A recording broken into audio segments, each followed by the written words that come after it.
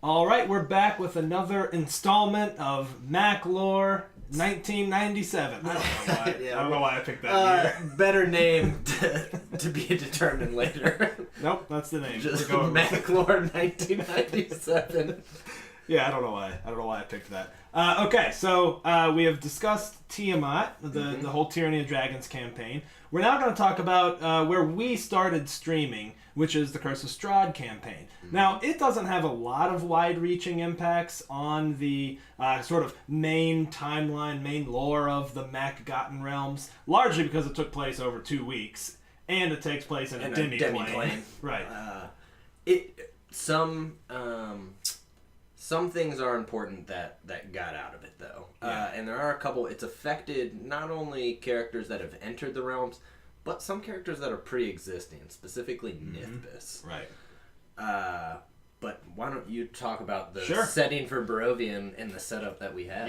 Yeah. So we started in the town of Golden Leaf, which was Nithbis's sort of adventuring-centric town. We started with a group of characters and followed them for a couple of little adventures. Side note, in the world of Mac lore, they discovered a gentleman by the name of Asir Zazawala, which was Salos' brother, who was also dead and his soul was in hell. And that's what triggered the events that allowed our, what we call the OG characters, really the Rise of Tiamat characters, to enter hell and save. I love talking about this like so seriously. Oh, like, no, I'm we entered hell, and there was a dragon, 5 heads.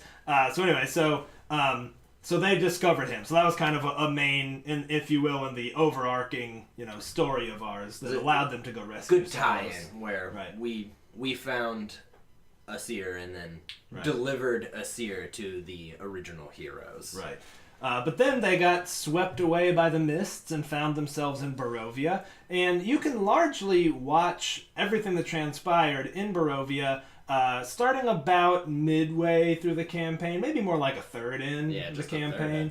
Because that's when we started streaming, kind of just right in the middle of the campaign. So you can actually catch up on all of that. And I think it's okay to just spell out some of the things that happened at the end there that will have broader impacts later. So one of the things we did lore-wise, well, you know what? Why don't you talk about some of the lore? Because I think that's up your alley.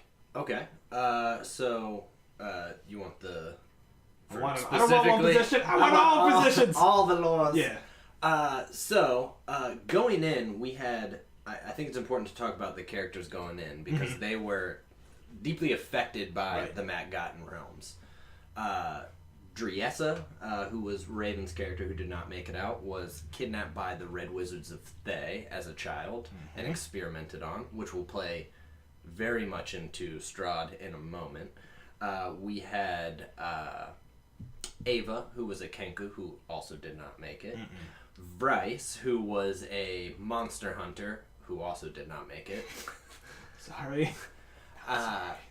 And then we also had my character Caecilius that I brought in. I wanted to set up post-War of the Dragons. He was a red dragonborn, but his family had made oaths to Behemoth to be a good paladin, but he was imprisoned. Yeah, so I loved Caecilius. He was a complicated character because he wanted nothing more than to fight for Behemoth and fight for good, but instead, classic prejudices had him locked up during the War of Dragons because people were basically like, yeah, you're a red dragon and we're fighting, so nah, man, no. So he was denied sort of what he saw as his destiny. So a very conflicted, very a character who really felt like he had failed sort of on his initial vision for his own life. So just a very conflicted character who teetered between good and evil kind of all through the campaign.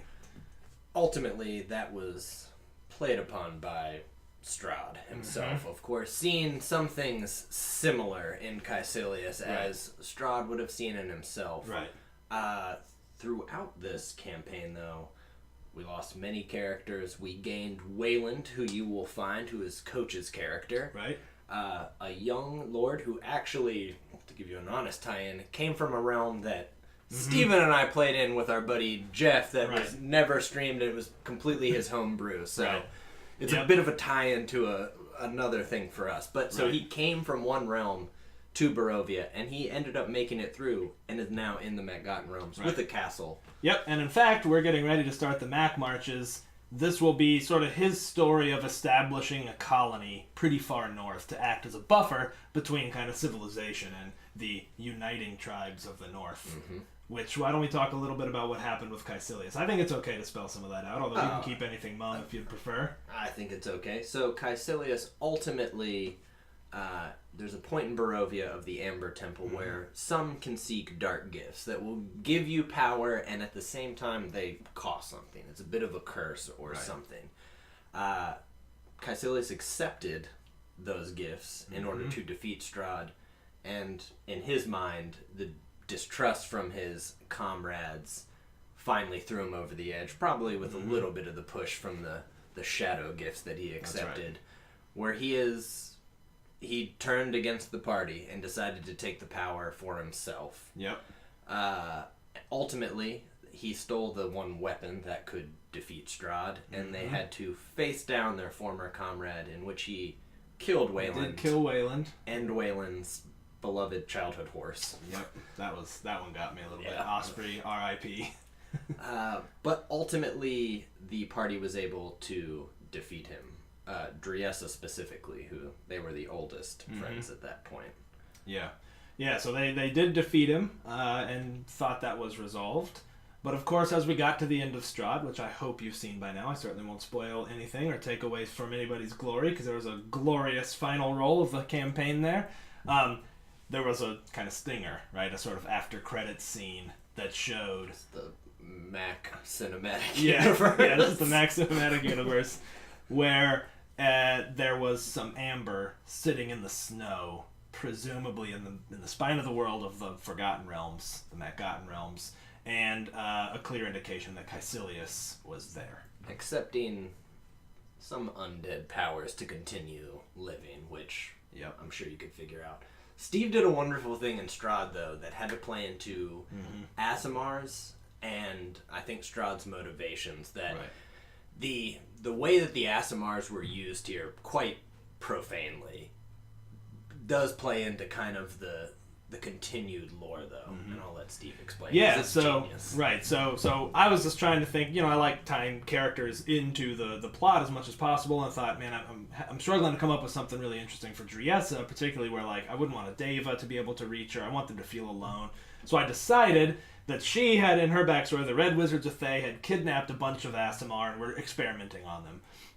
So I just decided that experiment was they had figured out how to travel the plains much easier, right? That's normally a very difficult spell to cast, by basically brutally slaughtering Aasimar. And so they were using them to traverse the plains. And so some Red Wizards had traveled to Barovia. Strahd caught them, tortured them, extracted that information, and was suddenly like, and one was delivered to me. So I changed his motivations from being a little bit kind of petty, I guess, to being pretty grand. He had designs on conquering realms and had chosen the Forgotten Realms based on these current heroes who were stymieing him. Yeah, just to be Strahd. Just to be Strahd. And so he did kill Driessa, and they stopped him just as he was performing that ritual. But it's important to remember that Aasimar in our world now have been sort of usurped or kidnapped by the Red Wizards in such a profane way. So Driessa did not make it out, but the rest managed to after defeating Strahd. They did meet a particularly famous wizard in Barovia that I won't spoil in case you want to watch it. Yeah, go watch it. But they've also had the help of this wizard that they've been able to call upon. But Wayland and Esme, Lydia's kind of war cleric, made it back out.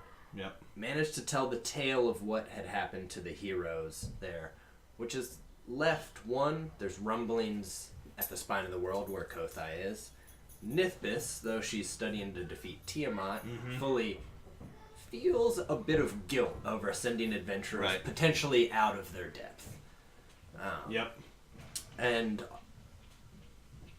Esme and the uniting of the elves also helped, which we'll go through with Princes of the Apocalypse in the end. Cool. I think that summarizes Strahd pretty well. I think we can talk about some of the other themes that will continue to kind of play into that, but those are kind of, in my opinion, the main takeaways that are things that get referenced. It'll be in our relevant. games. Yeah. All right. Thanks.